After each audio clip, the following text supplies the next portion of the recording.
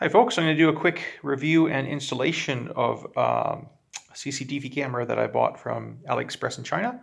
If you're not familiar with AliExpress, it's kind of like a Chinese Amazon where you buy things directly from manufacturers and they are markedly cheaper than we could buy them here in Canada or North America or Europe, I would imagine.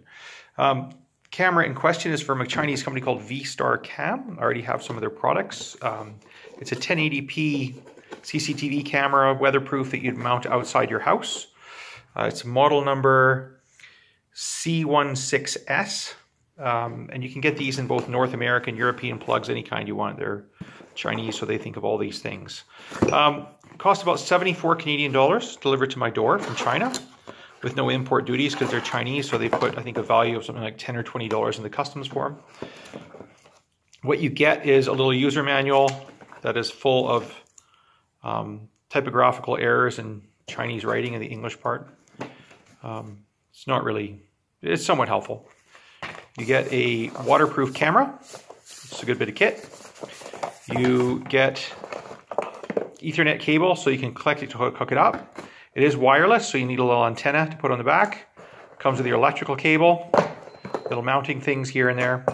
The only other thing you need to purchase is a micro SD card. I went to Costco and picked up a 64 gigabyte micro SD card for about 23 Canadian dollars. Yeah, it's a good little product. So just taking it apart here very quickly, if I can get it apart with one hand, I'm not sure that I can. Let's have a go and see if it works. So while I'm waiting to get this done, the advantages and disadvantages of these types of cameras. The advantage of this wireless camera, here we go. It's in the back here is where you'd mount your micro SD card. You have to unscrew this thing because it's waterproof or designed to be waterproof. It's got the lens in the middle, and for the infrared, these two big red cat eyes that glow quite brightly at night. So I've already got some set up in my house. It's not that big, but it is very noticeable if you sit up in the outside of the house. And that's the whole point, is what I want. Is a few neighbors down got broken into recently. Particularly at nighttime, I want to have these big red things that glow. I don't want to have a hidden camera. I want to have it somewhat noticeable so it's a deterrent. So then hopefully they'll break into my neighbor's house instead of mine, or my neighbor's garage through prowling cars. So it's used for all those sorts of these things. There's two different styles of these CCTV cameras.